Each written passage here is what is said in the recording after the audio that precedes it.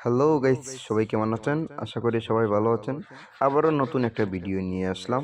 আপনার ফেসবুকের সকল ধরনের সকল সমস্যা সমাধানের জন্য পাশে আছে ডিজিটাল সলিউশন বিডি।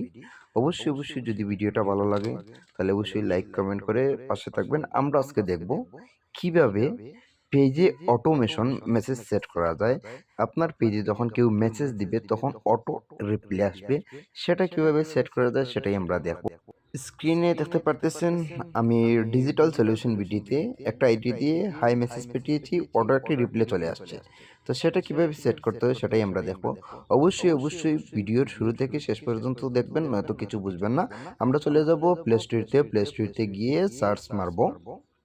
প্লে স্টোরিতে গিয়ে আমরা সার্চ মারবো মেটা বিজনেস।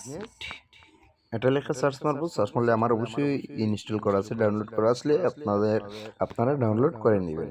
ডাউনলোড করার পরেই ওপেন অপশনে ক্লিক করবেন। আমি আমার ওপেন অপশনে ক্লিক করলাম। আমার এই অ্যাপসে আমার পেজটা লগ ইন করা আছে, আপনি আপনাদের পেজটা লগ ইন করে নেবেন। তারপরে থ্রি ডটে ক্লিক করবেন, সেটিংয়ে ক্লিক করবেন। সেটিংয়ে ক্লিক করার পর এখানে দেখতে পারতেছেন কি আছে, অটোমেশন একটা মেসেজ আছে।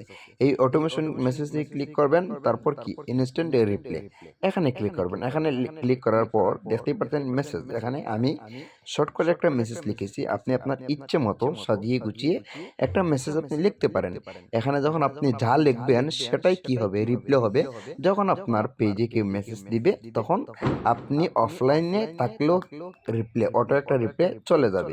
তো আশা করি আপনারা খুব সহজেই এটা শিখতে পারছেন এবং আশা করি আপনাদের ভালো লাগবে। যদি ভিডিওটা ভালো লেগে থাকে তাহলে অবশ্যই লাইক, ফলো, কমেন্ট করে ডিজিটাল সলিউশন বিটি পেজের পাশে থাকবেন।